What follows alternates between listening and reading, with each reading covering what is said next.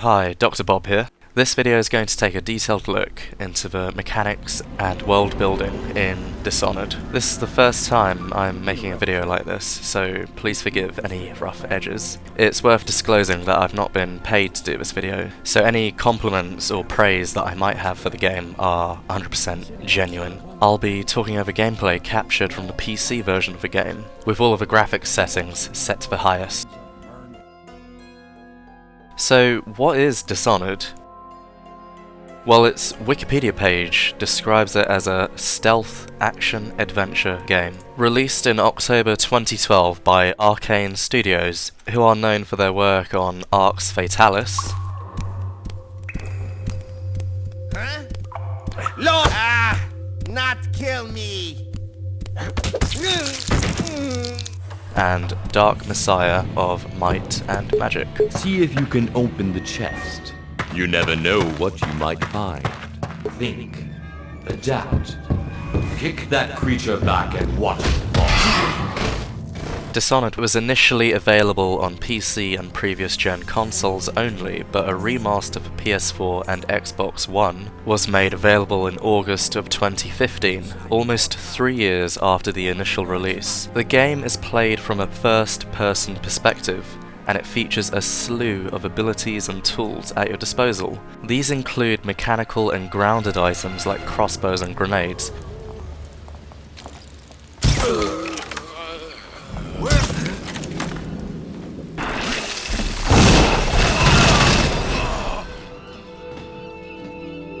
but also supernatural abilities that you acquire from in-game items, runes, and bone charms.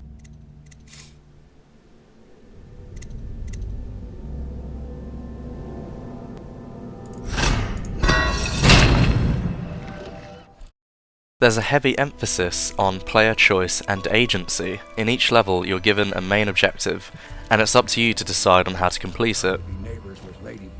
The tools and abilities the game offers you can accommodate different playstyles and even unique improvised situations.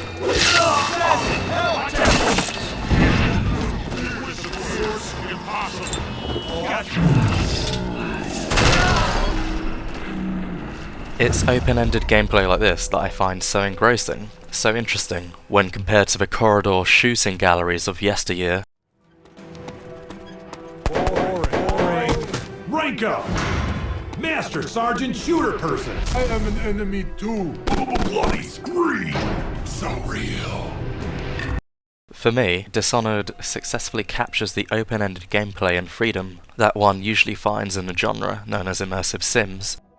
Notable examples from this niche, often PC-exclusive genre, include Deus Ex, System Shock 2, Thief 2, BioShock, and the Stalker series of games. It's worth noting that all but one of these games, BioShock, was exclusive to the PC, or specifically tailored for the PC.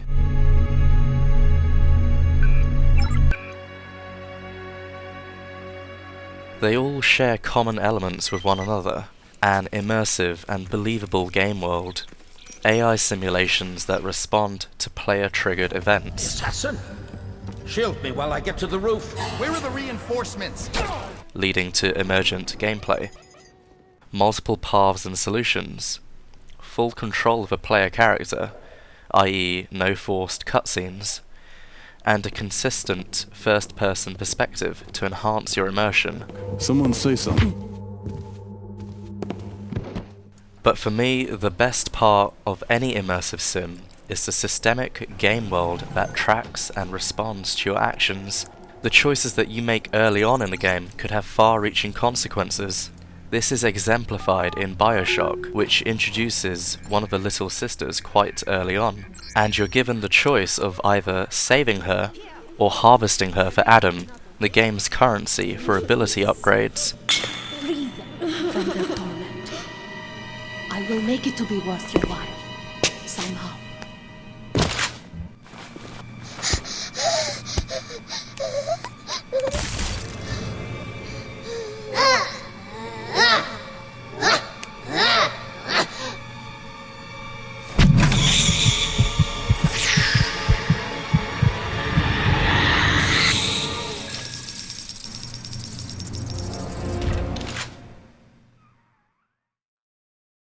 Immersive Sims are a niche. A PC Gamer article describes them as complex and ambitious creations by their very nature, which could be one of the reasons why we don't see so many of them today.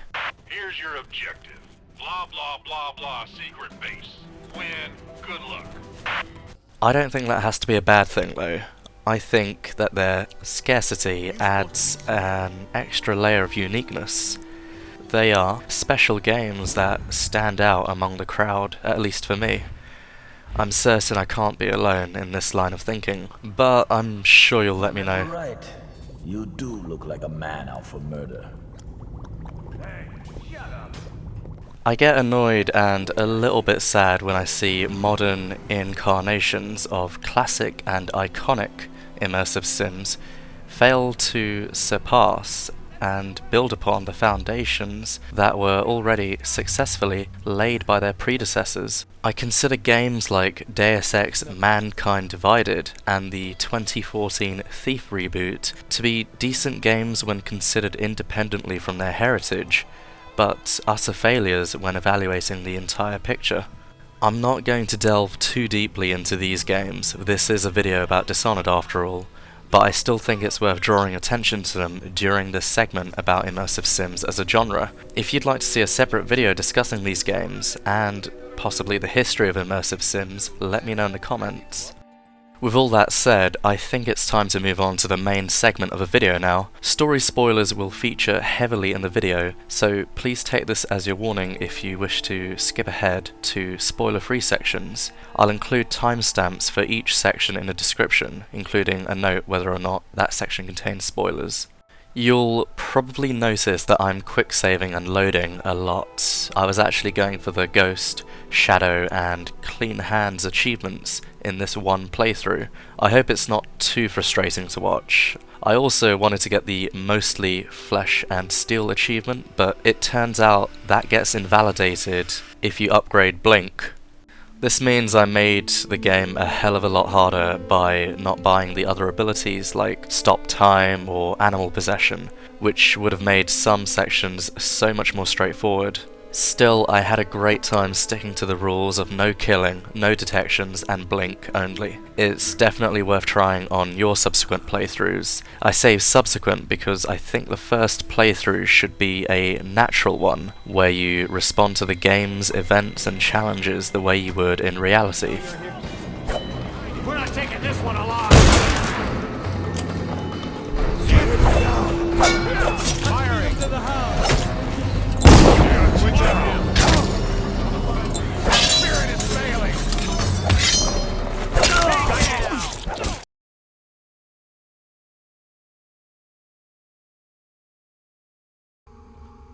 During my playthrough for the video, I took a bit more time than usual just to stop moving and look around at the handcrafted world around me.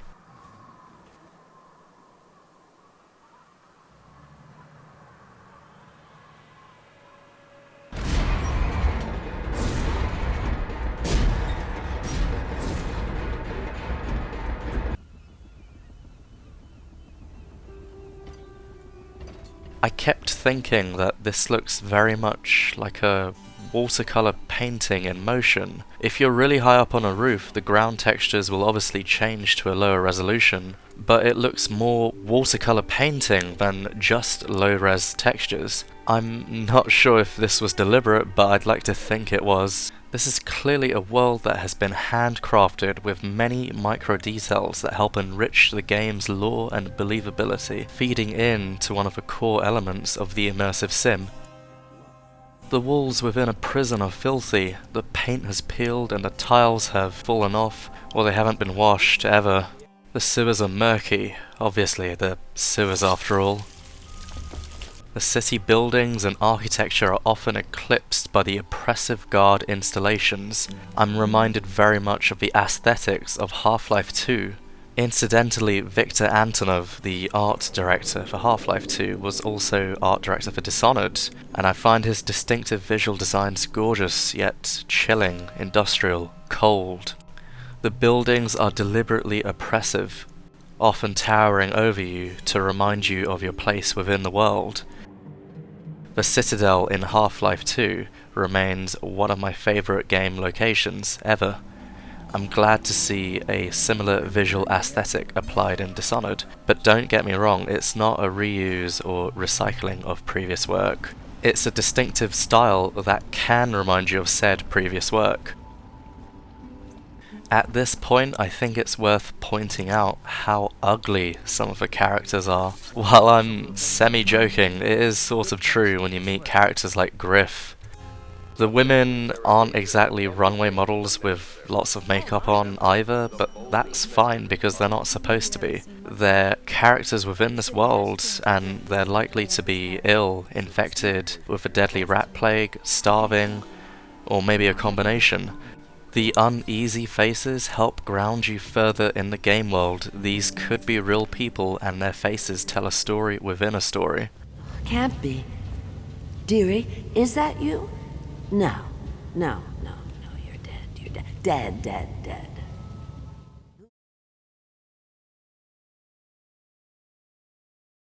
The ambient environmental sound design is so well done in this game. You'll hear the cries of seagulls and the drone of a distant whaling ship in the background as you walk along the river shore.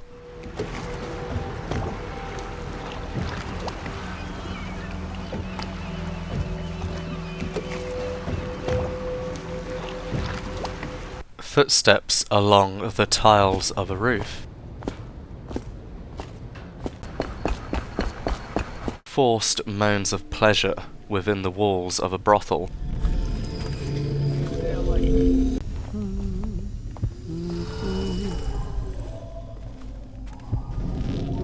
This whole place is gone to... The sound design is superb and incredibly immersive.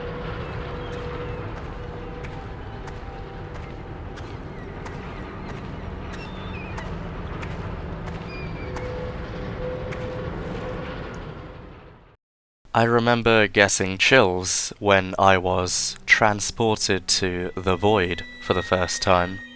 For those not in the know, the Void is an alternative dimension where time has no place. Yet within it, there are visual fragments of significant events that have taken place in recent times. The body of the late Empress can be found with a note telling you that you can't save her. You'll run into Emily, frozen but being dragged away by two strange men, twins. The latter is something you, the player, never actually witness in the game. Yet, here it is in this strange dimension that you found yourself in.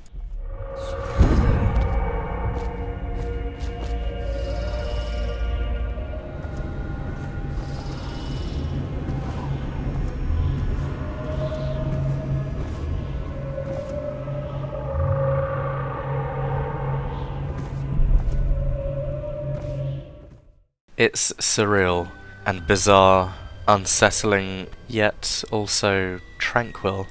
I think I would have enjoyed one or two more sections in the Void as Corvo, but at least we get to explore it once more in the narrative DLCs that focus on Dowd's story. In the Void, you meet a supernatural entity known only as the Outsider. Turn, has it not? The Empress is dead. Her precious daughter Emily is lost somewhere in the city, and you will play a pivotal role in the days to come. For this I have chosen you and drawn you into the Void. I am the Outsider, and this is my mark. There are forces in the world and beyond the world, great forces that men call magic, and now these forces will serve your will.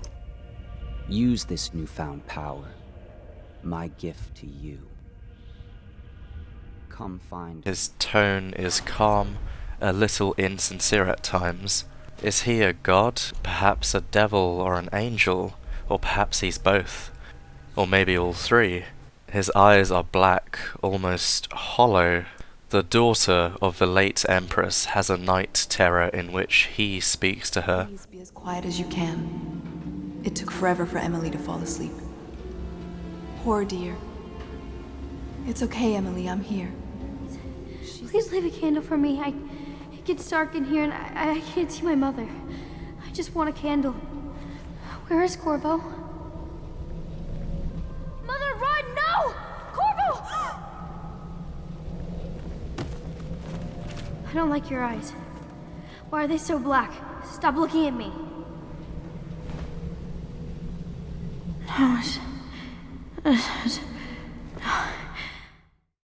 The outsider allegedly appears before those that he deems interesting. The tone in which he speaks about recent events suggests he relishes in watching struggles for power and conquest. He brands your hand with his mark and grants you supernatural powers before releasing you back to the mortal world.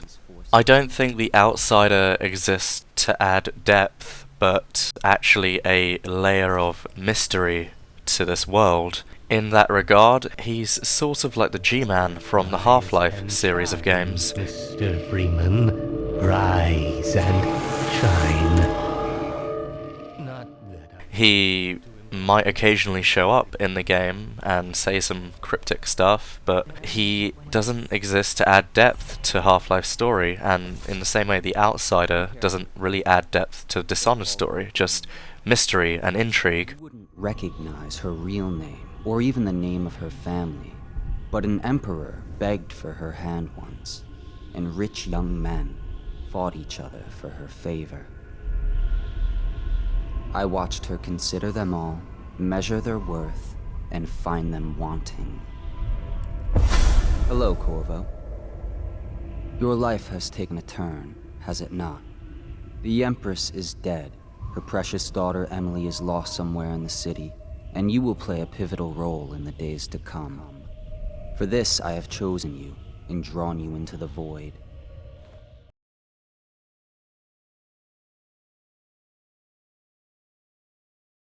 You know, something I really like is when a game tells a story without being patronizing with heavy exposition or nonsensical dialogue placements.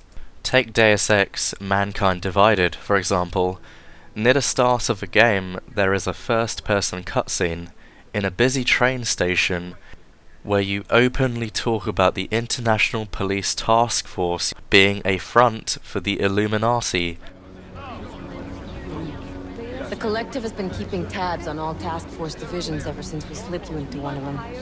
They've got a team in Oman, and a hell of a lot faster than you guys. So why send us? I don't know. If the task force is an Illuminati front, like we all suspect, it doesn't make much sense to send it into an ambush. There's mention of the underground resistance group that you're secretly working for. Not something I was expecting, that's for sure. Any idea who hit us? Well, I'm sure your task force will come up with something, and that it won't be what the Juggernaut Collective digs up. In this train station, there is a heavy police presence, and there are security drones patrolling the area. This cutscene was so painful for me to watch, because there's just no subtlety. If the task force is an Illuminati front, like we all suspect. No intrigue or mystery. You're being spoon-fed information because the game's dialogue hasn't been written well for this scene. Do I understand why this scene exists? Of course. Could it have been executed in a subtler way? I think so. I could probably do an entire separate video on just this game, so please let me know if that interests you.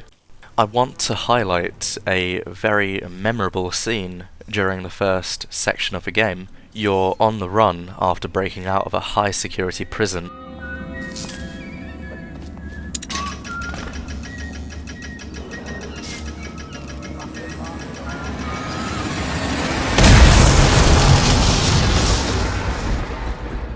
And you jump into the river and make your way into the sewers to escape your pursuers.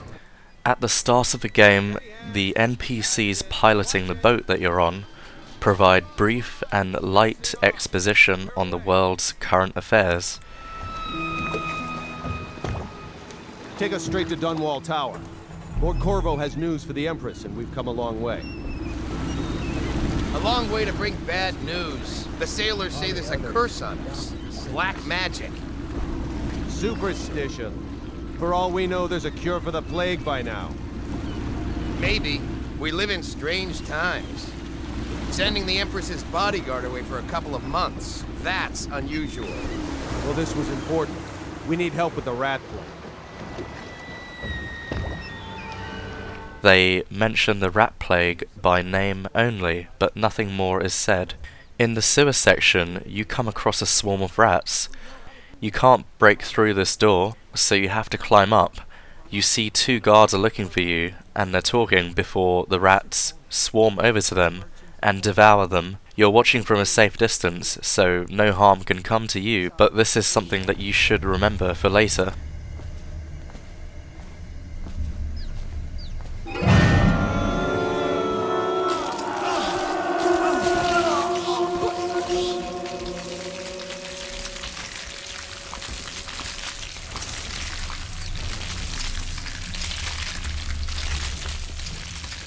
A few minutes later, you come across a swarm of rats across the sewer.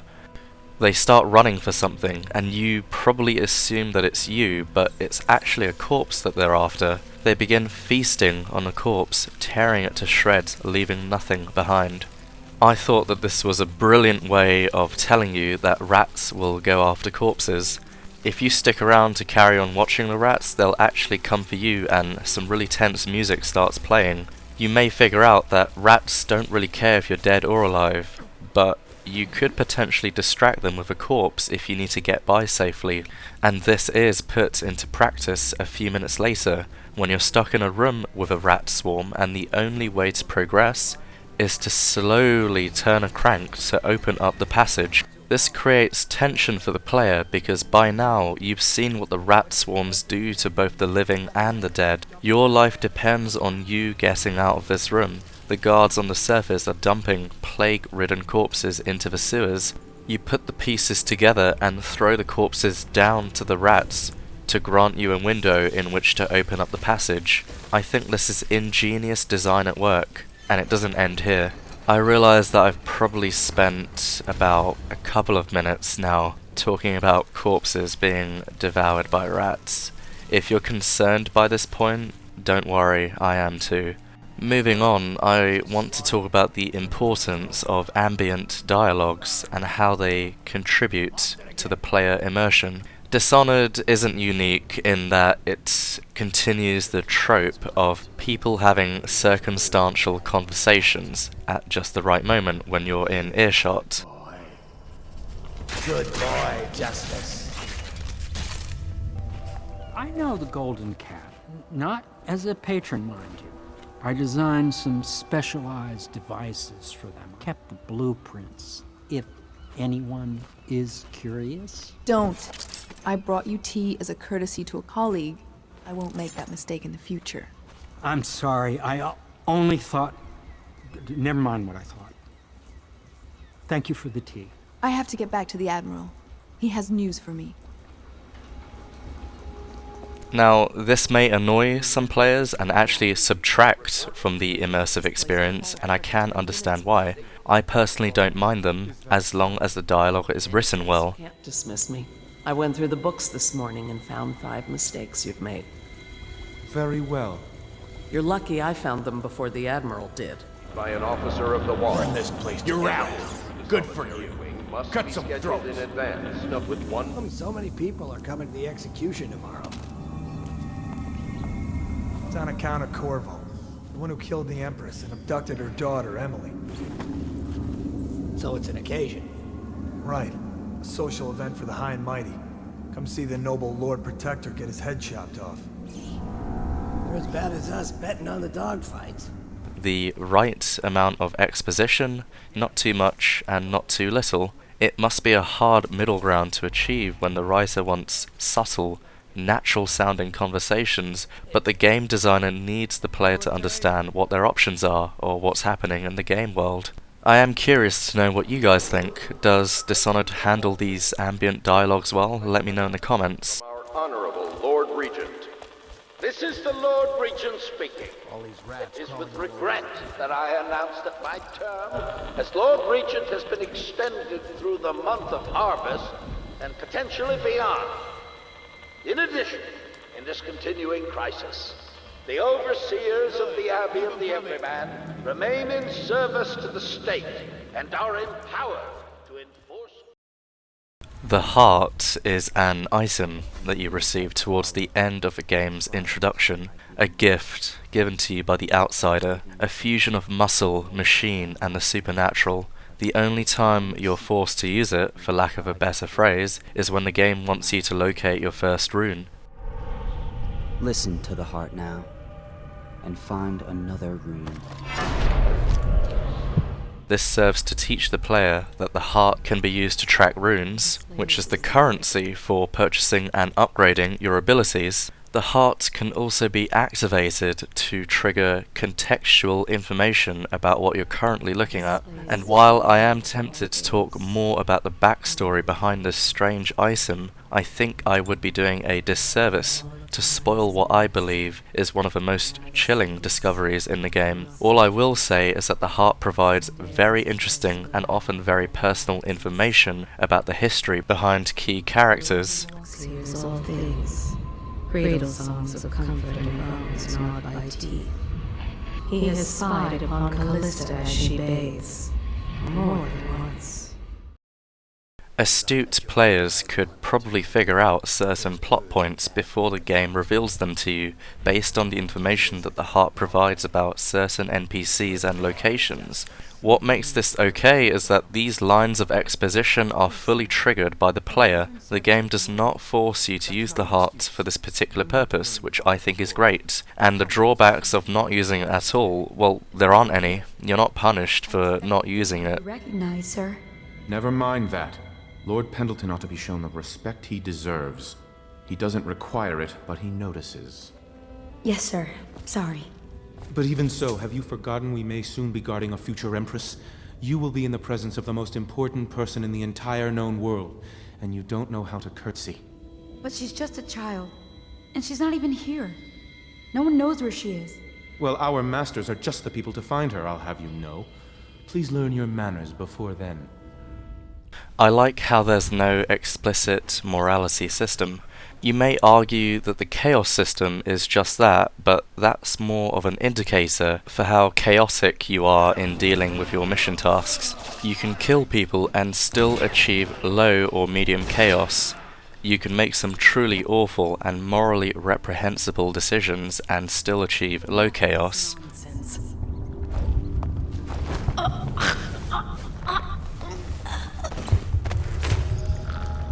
You found her! Quickly, let's get her on board. At last. Oh, my love. Someday you will understand. You'll never know how happy you've made me. Someday she'll learn to appreciate me. After all, she'll have her whole life. It's not a morality system, and I'm glad there isn't one in the game. Instead, the various characters that you interact with will all have their own opinions about how you're completing your missions. You may get chastised, you may get complimented. Some characters are more blatant in their judgment. Take Samuel as an example. He transports you to the beginning of each mission and he picks you up once you completed it. During these boat rides, he may make comments about the current state of affairs which are directly affected by the decisions that you make. I consider him to be the direct moral compass of this game. Say as it has been a pleasure serving with you. Maybe after all this is settled, we'll see each other again. And you, Corvo, the things you've done, you could be the worst of us. You also have Emily. I consider her to be the indirect moral compass. She doesn't accompany you on your missions, but she'll still make reactive comments based on the way that you've been playing. Did you kill anybody tonight? How many? You may find her drawing after returning from some of your missions. We're leaving tomorrow, aren't we? Everybody's arguing. No, I lack the qualifications, Overseer. And she draws you sometimes, and what she produces is affected by the way in which you've been playing.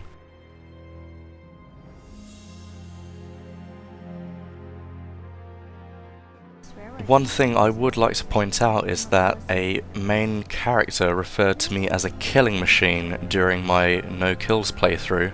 I thought this was a little odd because the dialogue didn't match my actions. I think this could be due to the line being scripted, so the character will always call you this even if you're not. Or perhaps it's a glitch preventing another line from being said, one that appropriately comments on how you've accomplished your goals. I realise I've covered quite a few things in this section, so I think it's time to move on to the next section on Dishonored's open-ended gameplay mechanics. The first thing I do in any game is pore over the options menus. I like seeing what settings I can change. I like it when games include a master volume slider. I love how Dishonored includes these settings to customize your player interface. You can toggle pretty much everything: the health and mana bars, objective reminders, tutorial notifications, object highlighting, contextual icons, the stance indicator, and so on. There's even an option to make the controls for climbing ropes and chains relative to the ground and sky instead of where your camera is pointing. I like having these options even if I don't adjust some of them. It's nice to have the option to fine-tune the experience to suit your personal preferences, and I wish similar games included similar options.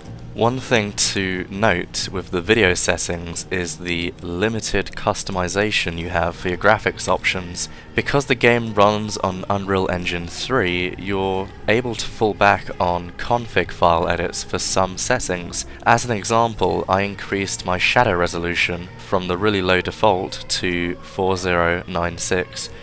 Meaning that the shadows cast by NPCs and objects aren't horribly fuzzy. You can also adjust the level of detail and the maximum number of ragdolls within the level. I'll include a link to a comprehensive PC gaming wiki article if you want to have a look. I mentioned bone charms earlier in the video, but I never actually explained what they are. Bone charms are another supernatural element of the game, and are completely optional, just like with the abilities.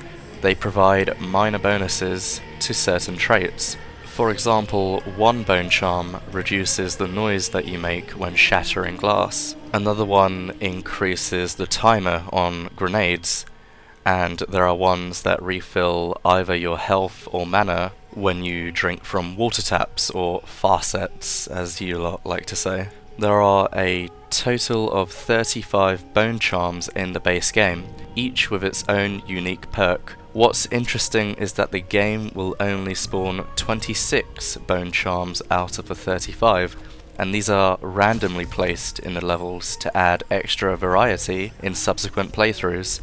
It's not possible to equip every bone charm you find. You start off with only 3 slots for them, but you do have the option to upgrade your capacity as you progress. I think the bone charms add an extra variation to a game that's already crammed with options. I would have loved a different type of bone charm, corrupted or defiled ones that grant you a great bonus but also a considerable drawback. I think these additional items could add an extra layer of making you decide whether or not the benefit is worth the compromise. I'm not sure if this will be in the sequel, but I'm not going to be disappointed if it's not. It's not exactly an essential feature, it's just an idea. My friends who had played Dishonored told me that the combat system could be abused quite easily. It was too easy to use Blink to get up high and then come down on an enemy with a drop attack.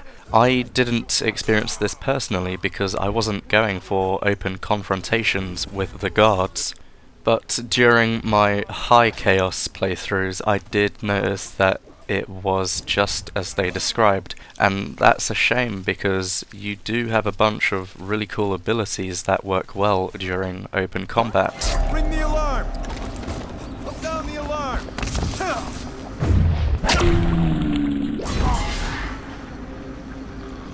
There are the rat swarms that you can summon on demand. Wind blast. By order of the Regent, the curfew is now active. No foot traffic is allowed across Aldman's Bridge until curfew is lifted. Attention all citizens. No pedestrian movement. Slowing down time.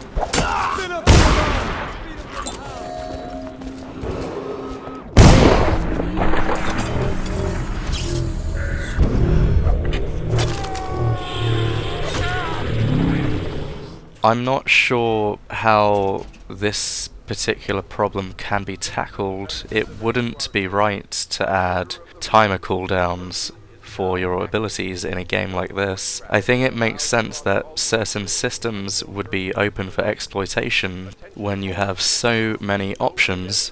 My line of thinking is, if this is how you want to play, then that's fine. You shouldn't be prevented from manipulating the AI or any other system.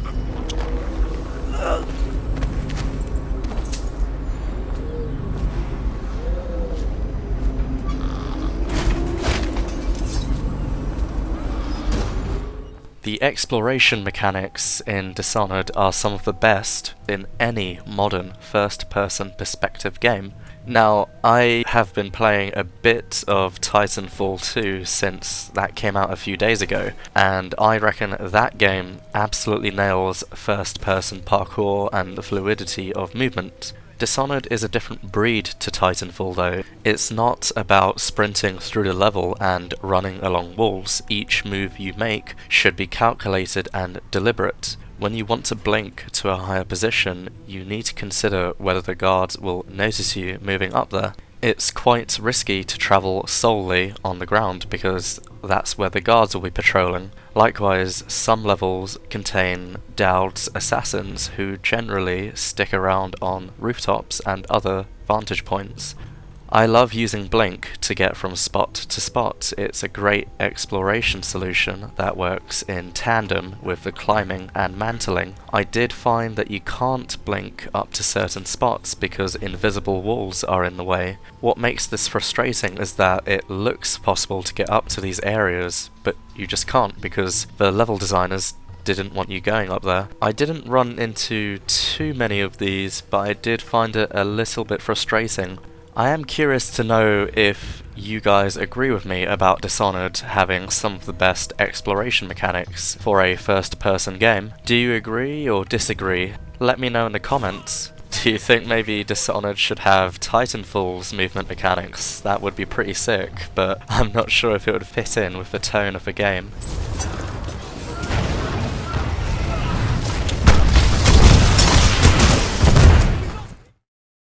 One of the disappointing omissions in Dishonored for me was a branching conversation system in the vein of Deus Ex or even Mass Effect. I'm not sure why this was absent, so I can only speculate that it wasn't considered as pivotal as the other parts of the game, such as the open-ended gameplay, the carefully curated missions, and the overarching story.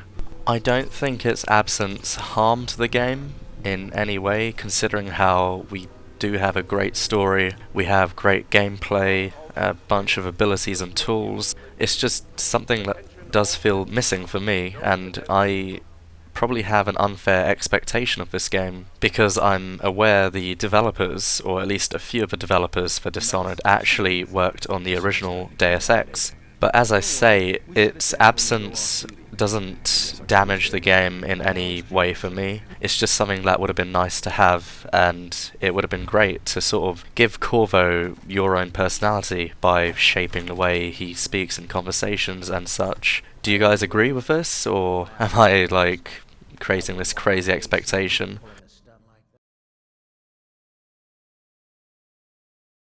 I believe Dishonored excels in immersing you in its stunning, fleshed-out world. When it comes to eliminating your mission targets, you may choose to kill them outright or elect for the non-lethal elimination, which may not necessarily be the morally just choice. What Dishonored doesn't do well in is character personalization and branching dialogues. The latter is something that doesn't really exist. You usually have one or two options in certain dialogues, but at least they didn't go for the Fallout 4 route of making your options completely meaningless.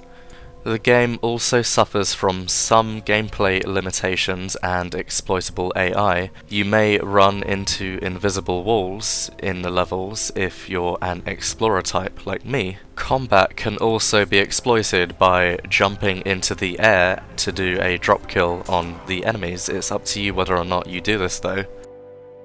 Dishonored is by no means a perfect game. It falls short in a few minor areas, but nothing that causes the game's foundations to crumble.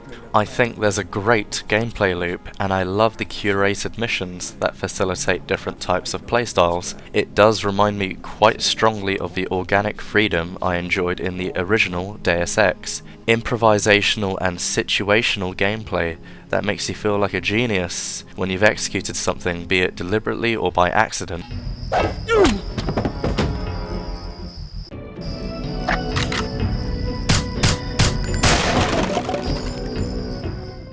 I want to provide a few brief thoughts on what I've seen for Dishonored 2, which is due for release this month. Now, I've actually been avoiding a lot of the media and previews for this game because I want my first experience to be as blind as possible. My problem in the past was that I hyped up games way too much. I watched the official trailers for games on most days and I'd read everything that's available, professional previews, developer interviews and so on. I don't think this is the right way to do it because you actually end up setting yourself up for disappointment if the game doesn't match the expectations that you've built from your hype. By avoiding most of the media and press, I can dive straight in, knowing as little information as possible about the story and gameplay. I think it was an interesting yet slightly disappointing choice to make the low chaos world state canon for the sequel. I understand that accommodating and working to all the different variables must create a daunting amount of work, and we've seen other games attempt to do this but fall short. When the game was revealed at E3 2015, we understood that you would be able to play as either Corvo or Emily Caldwin. My initial assumption was that there would be unique story paths for both characters, but I think it's actually like this. The story paths will remain the same, but characters will react to you in different ways. I think it would have been nice to have individual campaigns for these two characters, but actually I read a really interesting Reddit comment about this. Playing through the game for the first time as Emily is representative of both her and the player's inexperience of the new world location. The majority of the game will probably be spent establishing and understanding the mechanics and lore around the new systems and locations. Then, playing as Corvo on the second playthrough represents his experience and familiarity with Karnaca. He is a seasoned fighter, and both he and the player should have less difficulty in overcoming the game's challenges. And speaking of Emily, I was really chuffed when they revealed she would be one of the two playable protagonists. I really like some of the key art they've published showing off her combat prowess and capabilities. I think her being Corvo's daughter is badass because she's most definitely picked up on his expertise in combat and stealth. Emily Caldwin. Nothing is an accident. Everything is in motion. All of it has led you to this exact second in time.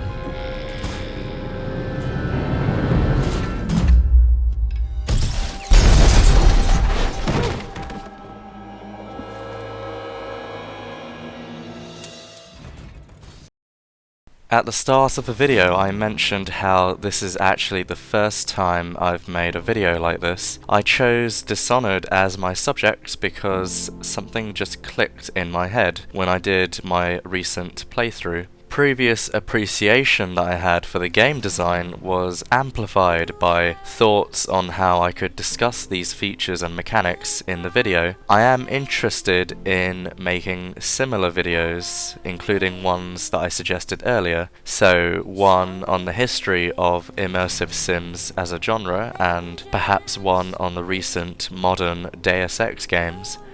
More importantly, I would really appreciate it if you could leave some feedback on how I could improve this video. Was it interesting to watch? Did you learn much from it? Was there too much or too little focus on certain topics? Now, I've deliberately avoided asking you throughout the video to like and subscribe to my channel, because I just find that incredibly obnoxious when I see and hear it in other videos. With that said, I think it would be really useful for me if you could either like or dislike to indicate if this was something that you enjoyed or didn't enjoy. Likewise, subscribing to my channel would tell me that you're interested in similar videos in the future. If you've made it this far, thanks very much for sticking around to listen to this critique. I do appreciate it, and hopefully I'll make another one very soon. Take care guys, and I'll see you soon.